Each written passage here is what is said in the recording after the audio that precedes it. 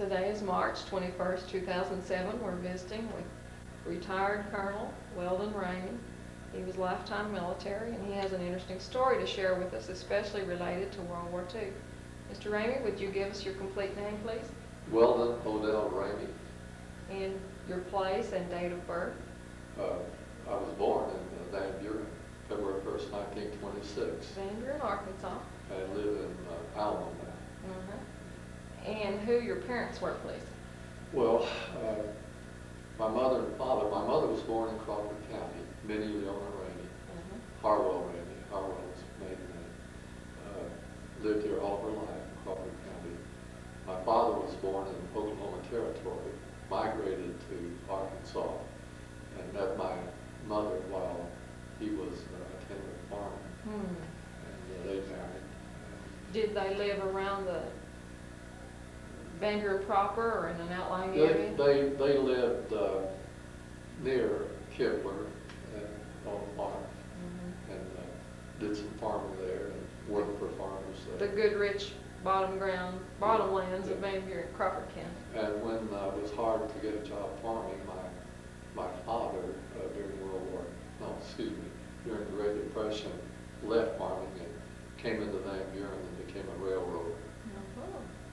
That was one of the more secure jobs. Railroads were a necessity even during Depression times. Yeah. Well, Van Buren was a railroad town. Yes, it was. So he hounded them and stayed with them until he got a job. It took months and months, but he couldn't make a living farming. Finally got on with the railroad. Did his job last through the Depression era? No, he probably was off work more than he worked, actually, during the Depression years. Like everybody else, he really had to scrape hard and do whatever he could, including the WPA back in those days, to just barely get by. How many children did your parents have? I have a twin sister and an older brother. So there were three of you? Then I'd like to know a little bit about your father himself. Did he have stories about the Indian Territory days? Yeah, he had I went with him when he was older to the hospital here in Van Buren. He was being admitted, and they were taking information about him, and I was standing next to him. And one of the young ladies that was taking the information asked him, "Where were you born, Mr. Ramey?" And he said, "Well, I was born in Oklahoma Territory." And she looked over at another young nurse and said, "He means Oklahoma." He's confused. But he was born in 1895 in Oklahoma Territory. Did he talk about the Native Americans that were there? Did he tell stories about that? And Yeah. what did his own father do in Oklahoma? Well, his father was a small store owner, and they settled in eastern Oklahoma. They came from the southeast through Arkansas and Oklahoma. And his father owned a small store. And my father, at a very young age, left the area where they settled. It's called Old Ramey, R-E-M-Y, instead of R-A-M-E-Y, the way we spell it, but it was named after my ancestors. And he had a lot of relations with Indians there. And my mother is an 8th Cherokee Indian, as a matter of fact. And my grandfather had an opportunity to get land over in Oklahoma Territory, but he wouldn't go and get it. So we're mixed in quite a bit with Indians. Did you have any family stories carried down about your Cherokee ancestors coming from the east? Or southeast? I didn't have any directly, but my ancestors were Cherokee, and they obviously came, on the Trail of Tears into Oklahoma because we were descendants of those Indians. So you really are an American. Yeah, as Will Rogers used to say, I didn't meet the boat, but we were here to greet it. Yes. Well, that was an interesting time in our history. Give us a little indication of where Old Ramey is situated or was situated from the Arkansas line. How far over? Just a few miles over to the west of Fort Smith. And my ancestors came from Georgia area. Passed through Arkansas there, and then later my father came back into Arkansas and settled. Were both sides of your family from the, say, the area of Georgia, or do you actually know that? I really don't know that because I know so little about my mother's side, which is an Indian side. I know my grandfather, who was either a half or a quarter Indian, I'm not sure which, is buried in the cemetery in the Allen.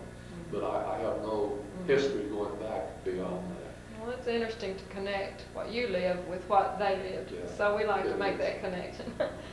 Okay, so you were born in Van Buren, in the area of Van Buren, and you came up through the schools here. Tell us a few incidents in your school years, where you went to school. Well, of course, I started school in Old Mire, and that's been torn down for many, many years. Now tell us where Old Mire was. I'd like to know exactly where that was. It was on East Broadway. There's a car lot there now. Jack's Car? Jack's Car Lot. Mhm. And So the name of it was Mire it was School. It was Mire School, and I think we called it Old Primary. And then from there, it was getting rather old. Even when I started the school in 1932, we went to Old Broadway, and that's where City Hall is now. Is that And right? it was originally a high school here in Van Buren.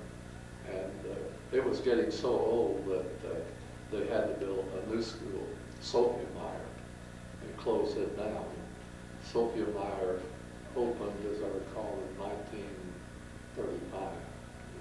Was it in the high school at that time? It was a great Oh, school. it was? And the high school was on North 11th, I believe. And at the time I got there, the old high school there was a junior high school. Originally, Old Broadway was a high school, and then they built a high school, I think it was North 11th. Yes, probably what we call Butterfield Junior High now. Yeah. And the front of it was originally a high school, later converted to a junior high school, and they built a high school just off of that junior high. And when I was going to school there, it was a combination of a junior high and senior high. So what year did you graduate from high school? I graduated in May of 1944, and a few days later, I went into the Navy. Had a contract to go into the Navy immediately after graduation. Let's back up about 3 years and tell me where you were the day that Japan bombed Pearl Harbor. What were you doing that day? Can you remember hearing about it? December 7th, 1941. Do you remember the time you heard about it? I don't. The only thing I remember is talking about it later. I don't remember what happened on that exact day. I don't remember hearing about it. And I know there was a lot of commotion regarding it, a lot of publicity regarding it, but I don't know. I guess I was a young You just man happened to be in the wrong place. doing other things. Yeah. What were you hearing at school from that time on until you graduated? What was the talk about war? World War II was a very popular war, and the last of the popular wars. And ever since then, every war we've been engaged in has been very controversial. And it was popular with the young people. We admired our friends a little older than we who'd gone into the war. We wanted to get into the war, and we could hardly wait for our time, our age to be such that we could volunteer to go into the war. We had, in Van Buren, there was a group of military people there learning how to railroad. They had a railroad battalion where the hospital is now in Van Buren. Camp Jesse Turner? Yeah, Camp Jesse Turner. That's what it was. And of course, Fort Chaffee and Fort Smith was huge. And some of us younger people were envious of the soldiers. They seemed to get along quite well with our girlfriends, and we were somewhat envious of them. And I think because of that, I and some of my friends went into the Navy. Give us an estimation, if you heard it, how large did Camp Chaffee swell to during those years? I've not heard a number. I think at the height, there probably were between 10 and 15,000 men there. It was a huge, huge fort. people in Van Buren at the Railroad Battalion. Yes. So But those the ranches- whole area was permeated with soldiers.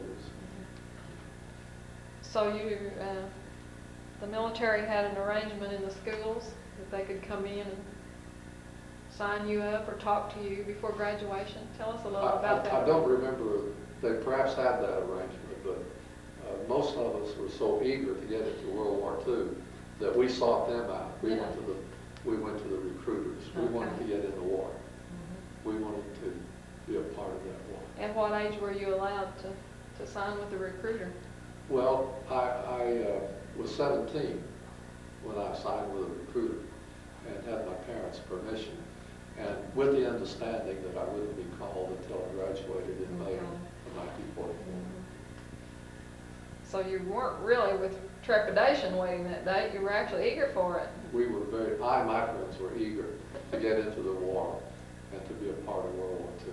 What did you register to, did you get to choose what branch of service you were going to go into? Yeah, I chose the Navy and enlisted in the Navy before graduation. Okay. After graduation now, they're expecting you. So give us a timetable and where you went. Just a few days after I graduated, I was en route to the Navy and went to a basic training boot camp in Texas, Fort Wallace, Texas, which is near the Gulf. And stayed there, as I recall, about 6 weeks. We were needed overseas, so boot camp wasn't very long. Now give us the date on this. This was 1944. 1944.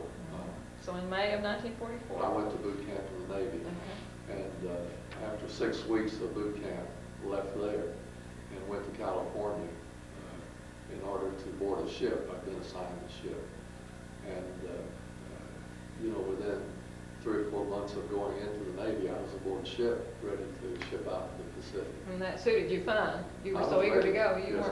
What was the name of the ship you were assigned to first? It was an LCI, a landing craft infantry, a very small ship. We would take troops right up to the seashore. The bow of the ship would open up, and they then would get on the land and fight. And that was primarily what we did. A very small ship. Did it have a number, LCI? 649. 649. They were very necessary instruments in that war. Yes, they were. I don't know how I remember the number. We find that most can remember the number. Oh, really? Yes, that was a milestone in their life. That was a big. Did you remain with this same ship for the duration of your time? I did for practically all of my tour in the Pacific, and toward the end of the fighting in the Pacific, I boarded a larger ship just for a short period of time, but most of my career was on that small ship. Okay. Well, take us on ship with you, and start us out from California and give us a tour. Well, from there, we basically had small armament, 20 millimeter guns and 40 millimeter. So we went to Hawaii and stayed there about 2 months while the ship was retrofitted with rockets. And of course, rockets were much more powerful and much more devastating. Was this something new, introduced into the war at this time? For our ships it was, yeah. But since we could get so close to the shore, they wanted to retrofit us with rockets because we could go near the shore and fire the rockets right into the caves and where the enemy was located. So in 3 months, you were approximately late summer, early fall, you were already in the South Pacific in 1944. Yes. And where was the first island group, or what did you first draw near to after Pearl Harbor? First combat was the initial invasion of Okinawa. And our ship was involved in that, as were hundreds and hundreds of ships and thousands of troops. It was a very bloody battle. Yes. And we were there, as I recall, the better part of 3 months from the beginning to the end. My most vivid memory is that at night, when the enemy aircraft, Japanese aircraft, had come over ships were firing, the tracer bullets made it seem like it was daytime. Mm. And the kamikazes, Japan was desperate at that time. They were losing. They knew they were losing. And they initiated the use of the kamikaze aircraft in order to hit the larger ships. Mm-hmm. But they were mainly interested in hitting battleships or cruisers or destroyers. And we were a very small ship. But when they missed them, they came very close to us. Unfortunately, my ship didn't get hit. But with some of the enemy fire, some of my friends were wounded right next to me. Fortunately, I did not get wounded in that war. Now, your ship was not hit directly, No. but they received shrapnel or something from the other? And we don't know if that shrapnel came from enemy fire or our own ships. Well, that would be true, wouldn't it? There were all kinds of complications to war. So that's a thought I had not followed up on, but it's possibly true. And is it, I would like to know about this too, was it only during the last desperate days of the war that the kamikazes were involved? It was probably the latter months of the war when Japan really realized they were losing the war and pulled out all stops. And that's when the kamikazes came into play. Describe a little bit about the battle for Okinawa. Well, it was not a pleasant experience. The major advantage of the Navy is if you weren't hit by the kamikazes, you had a fairly decent life. The soldiers that were fighting on the ground in Okinawa had a horrible life. It's just like the soldiers today in Iraq have a horrible life. So we mainly, we were up day and night. We were fighting against enemy aircraft. But we had it comparatively easy, and we knew it. What was your actual assignment on board? Well, in terms of combat, I would assist in the manning of a 20-millimeter gun in order to fire enemy aircraft, Japanese aircraft. And I would either put the magazines on the gun, or I would man the gun itself. That was mainly my duty on the ship. So you were pretty close to some hairy times, some scary times. Well, I remember being scared quite a bit.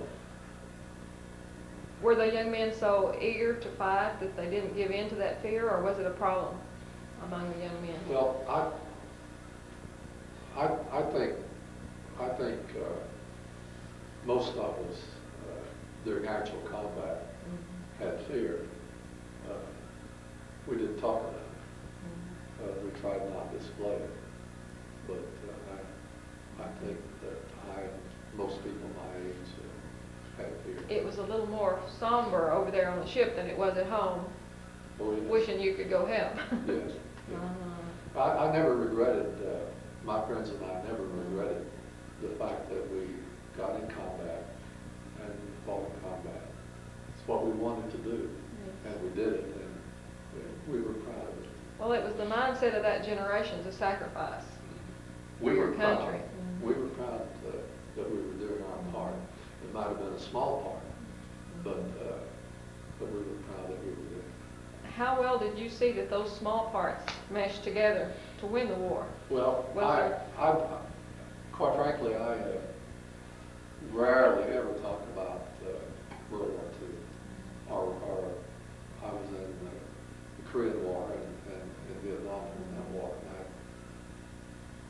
And I must tell you, I probably would not be here today if it were not for Mary Owen here, Sherrard, a personal friend that goes back to our early lives. Yes. Because I'm not comfortable now talking about it. It's just not something. Well, these are not easy subjects to discuss, but our motive is to preserve our history and hopefully gain insight for future generations from your experience. I think you're doing a wonderful thing. I think your project is great. Thank you. I'm just telling you, it's a little difficult. Oh, it certainly is. Uncomfortable for me and perhaps for some others to Oh, talk about. yes. You know, I think the project is great. we don't take it lightly. Your experiences were not like projects. They were not like the experiences, and we understand the gravity of bringing these things out. But we appreciate your taking the time and the emotional involvement to drag these things out one more time. So you were during the Okinawan in complete 3 months of the Okinawan invasion. And did your ship stay in one relatively small area, or did it circle back and forth?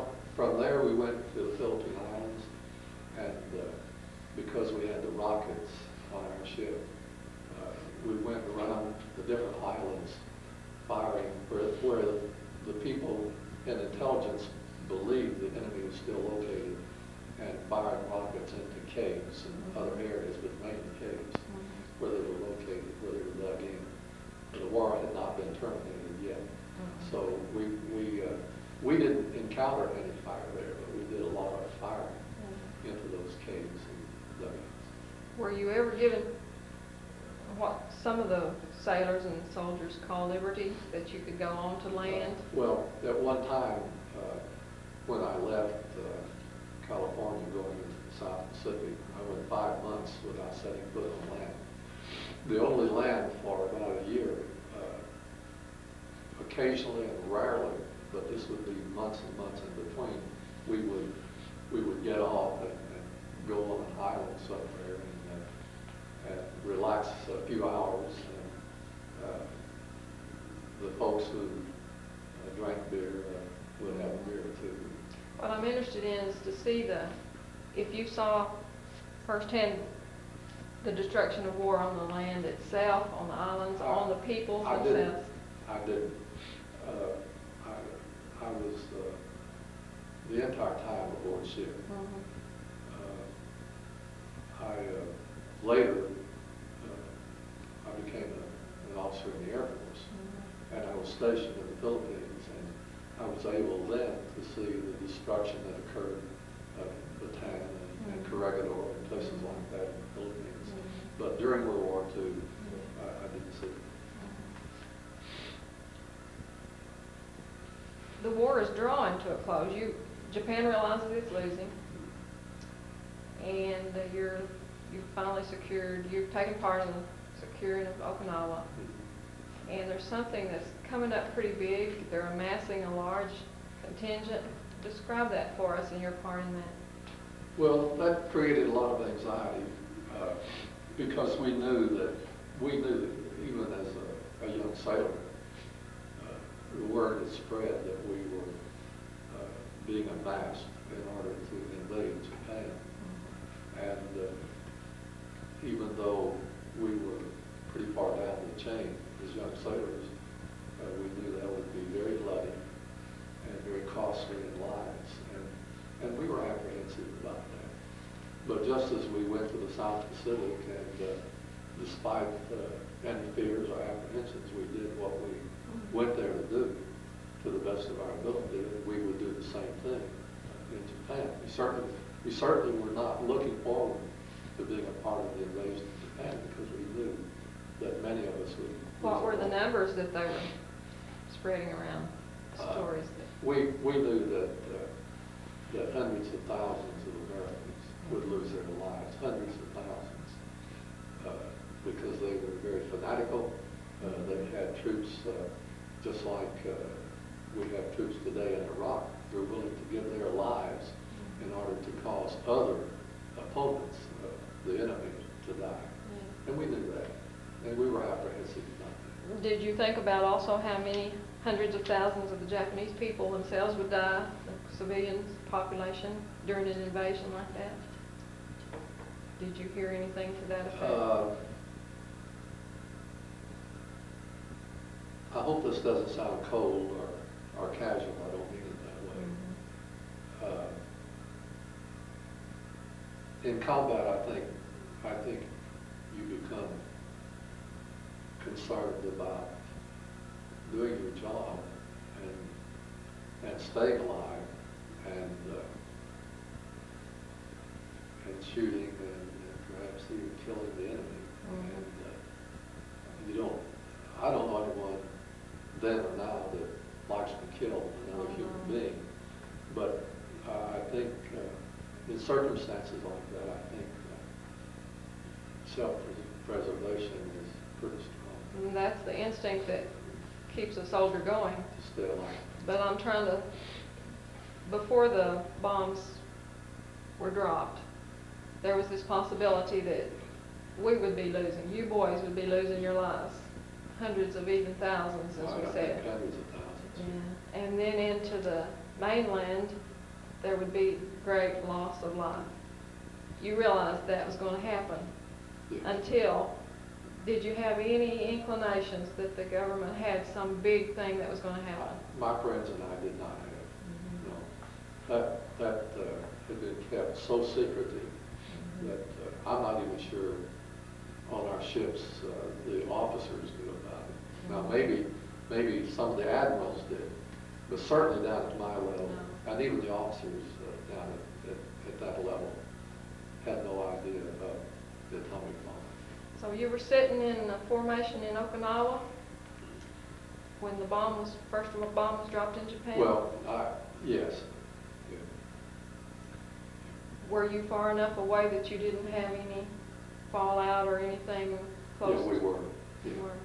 And then when the next bomb was dropped, what was the atmosphere on the ship? Well, when the first one, what atmosphere did you feel on the ship? You know, communication back then was very, very difficult, not like it is today. Certainly.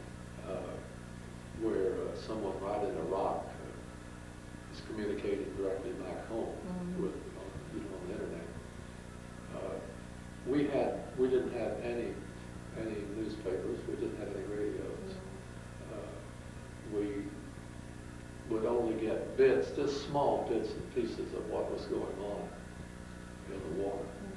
So we had no details on the devastation of the atomic bomb, the lives lost, or anything like that. We just knew that there was a possibility because something big had happened. And I know this sounds like we were just virtually cut off communication, which in fact we were at the level that I operated. Yes, certainly. I was a seaman first class. But we knew something big had happened and that we may not have to invade Japan. But it was just something that large and that big. We had no details at all. And nothing to measure it by from past history. So you weren't absolutely sure that you weren't going to have to go still yet. We just somehow or another knew there was a possibility that we may not have to invade Japan. And then tell us about how you received the news that Japan had actually surrendered. Well, when that information, of course that information got out to everybody, and that filtered down. Happy day. So there was a lot of celebration, a lot of celebration. We were very, very happy. How long did you remain in formation in Okinawa before then you dispersed to other parts? Well, we had done a little work, as I mentioned earlier, in the Philippine Islands. And when the war was over, we took some of the enemy soldiers that had not been killed, that had been captured on our ship back to actually, I remember going into China. I guess we had both Japanese and some Chinese. We took them back into China. Did not go to Japan, but I remember going to Shanghai and dropping off some of those folks there. And we went up the Yangtze River to get to Shanghai and came back. After we did that, of course, the war was over. Then we came back. I remember seeing the coastal area of Korea. No one had an idea that just a few years later there'd be another war there. Tell us about those Chinese. Were they fighting with the Japanese? You know, there's confusion right now in my mind about, I think they were Japanese, but we did not take them to Japan. We took them to China. They must have been imprisoned there, because I remember distinctly being in China. And I remember the prisoners. So they had to be Japanese. They probably were. Did they show any resistance to you on your ship? No.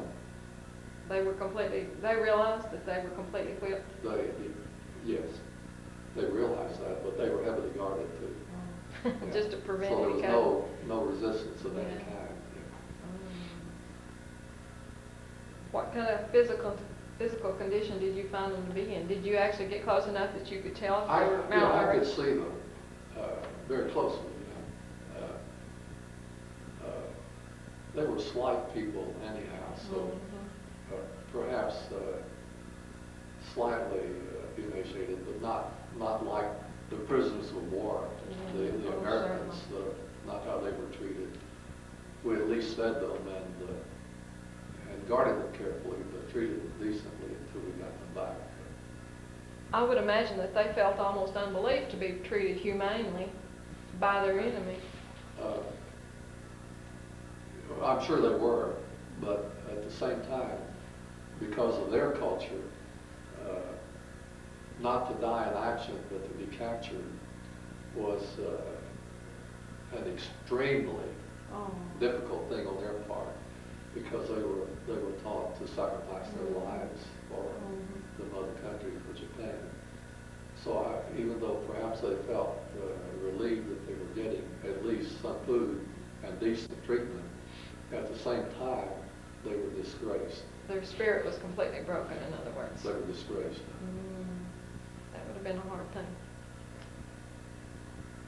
Then pick up your story from there and tell us after, instead of just coming back to Arkansas, you decided to re-enlist or change branches. I went aboard ship back to California, and since I got into the war relatively late in May of 1944, the war in Europe was over in May of 1945, and in the South Pacific, in the Pacific, it wasn't over until August of 45. After the war was over, we went to China, in that area, and came back to California. Since I was still fairly young, and I couldn't get out of the Navy, they had a point system, and you had to accumulate a lot of points. And age helped, length of service helped. If you were married, had children, that helped. And I was none of the above. Even though the war in the Pacific was over in August of 45, I had to stay until May of 46 to get out. Then I came back to Arkansas. You did come home. Came back to Arkansas and went to the University of Arkansas. And my older brother was in the Army Air Corps, and I worshipped him. He was a very handsome, dashing man. What was his name while we're talking about him? Edgar Roswell Ramey. And he was a very glamorous man, very handsome man. And he always, I didn't want to stay in the Navy. That wasn't my cup of tea, but I was proud to be in the Navy and to do what I did. But as little as it was, nevertheless, I was proud of that. But when I went back, when I went to the University of Arkansas and out of the Navy, I got in Air Force ROTC. I had no idea that I would be back in the military in a few years. I graduated in 1950, and the Korean War came along at the same time, and they called me back to active duty in the Air Force. So it was not actually a choice of will, but an obligation. Well, I really wanted to be a Russian linguist and major in Russian language and area studies, but I couldn't get on active duty, and they wouldn't call me in to do that.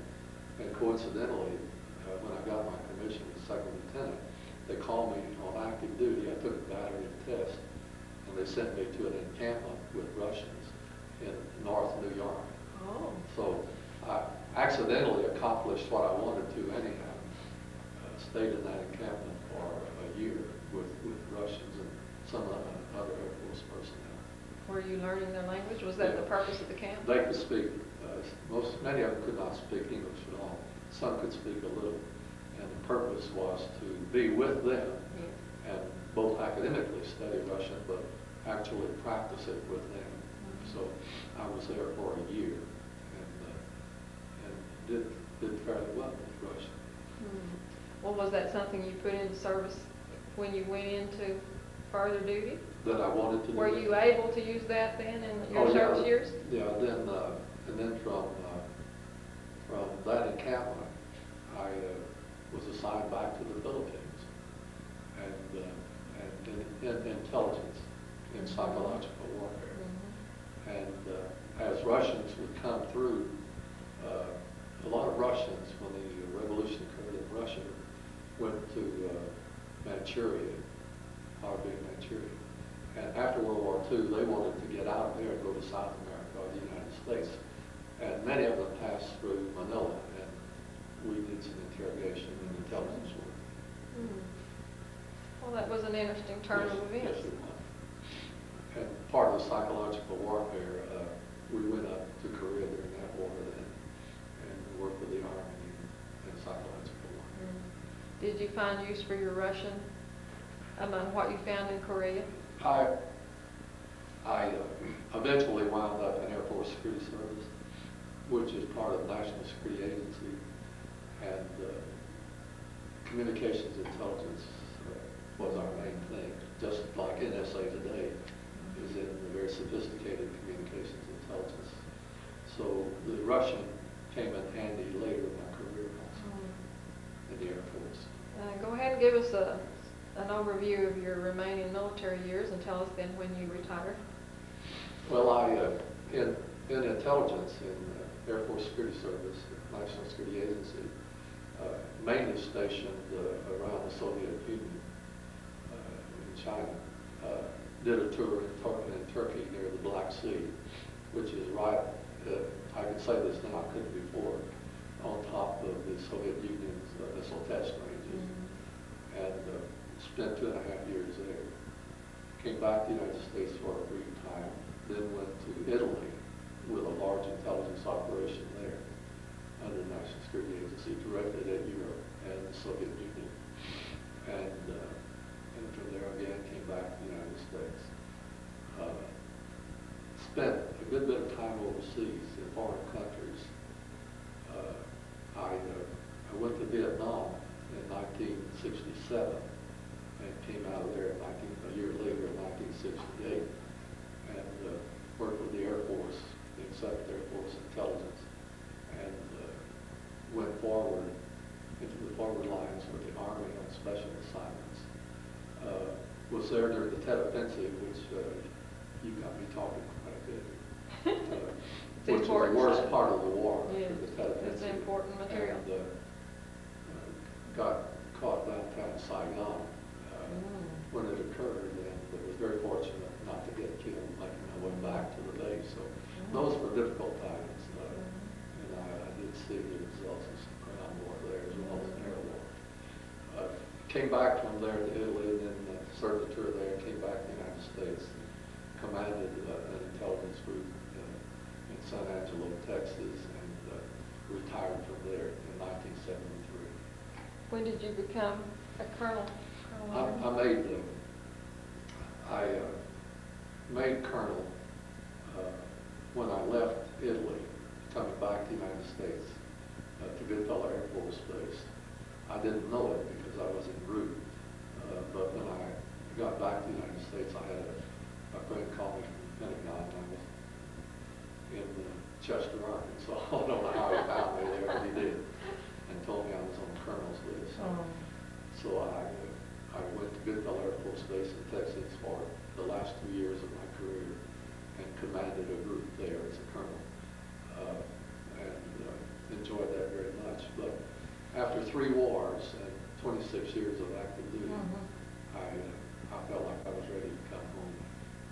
You certainly earned your retirement. Well, yes, I think I did. I would like to ask you a question.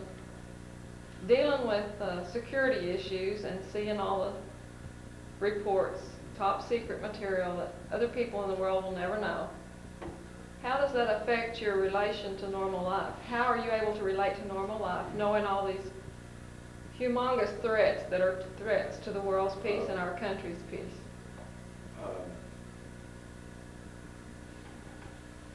It's like the Russian language. I haven't used it ever since I retired, 30 years. And so it's very rusty. But there's no one to use it with. Yes. So there's no way to speak it. It would be difficult now for me, but it would not be hard after some practice to That's get true. back to it. But there's no way to use it. And in intelligence, the same thing is true. For many years, I could not say anything about the intelligence work.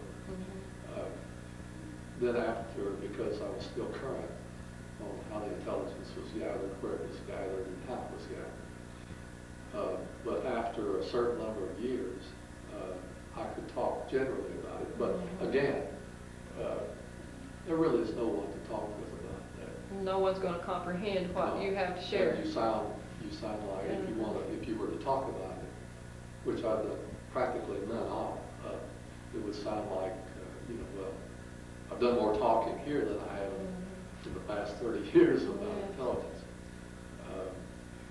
You would sound almost like you were bragging. You get into such things as before Khrushchev would make a major speech, it would be on the president's desk. You don't talk about those things, and if you were to, even people would think, well, even today, when I say we were under the National Security Agency, we worked with them, I was in and out of there, it sounds like, well, everyone knows what NSA is today. It's a popular thing.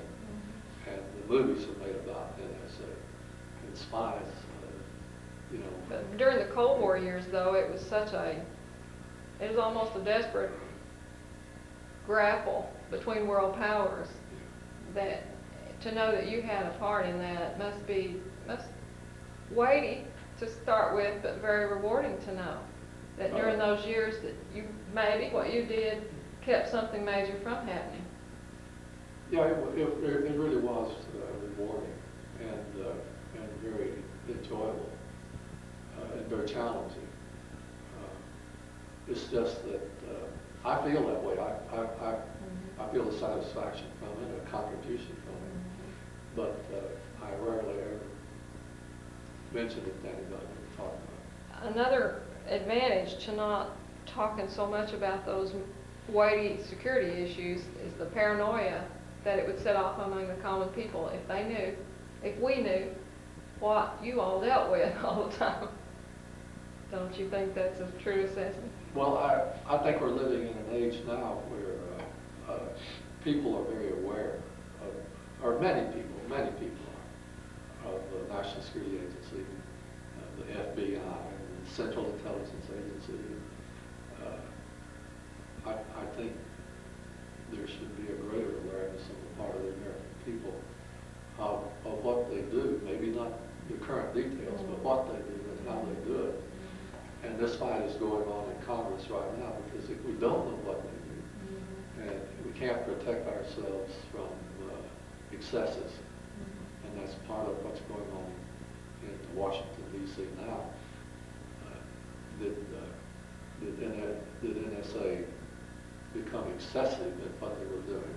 So it's good for the American people to know some of this and pay attention to this because we have to have it to protect ourselves, and yet we have to have it not to permit excessive use of it. That's right. I would like you to share a little bit about your analysis of the point that our country's at right now, that war that we're actually involved in. Are you sure you want me to? This is your opinion. All right, this is my opinion. One man's opinion, one Yes. person's opinion. From a military perspective that you've had all your years, give us your analysis. I think we went into Iraq erroneously. I think we went into it and lost the moral high ground.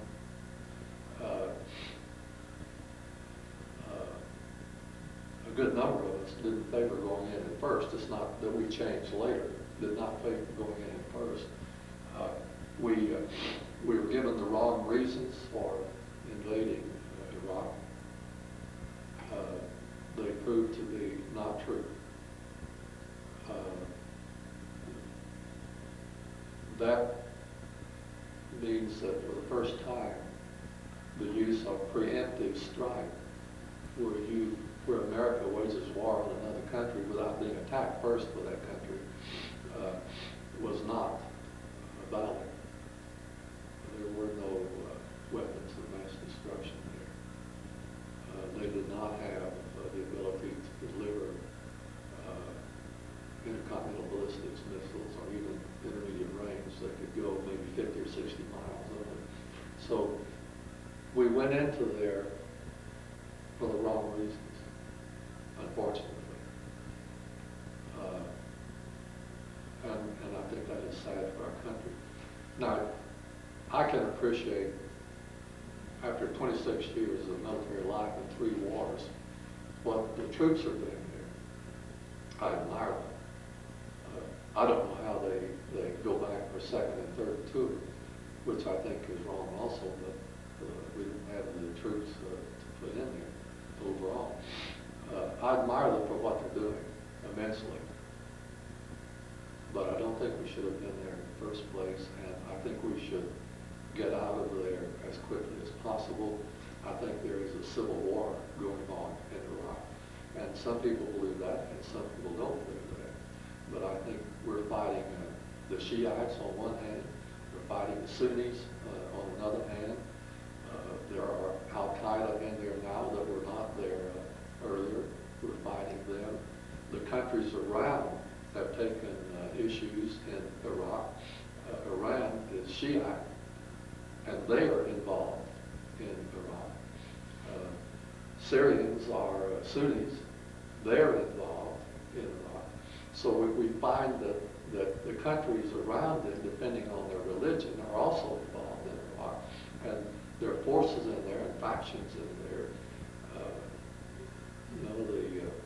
The Ba'athists, they were in power under the person that we deposed. They're involved. So we're caught in the middle.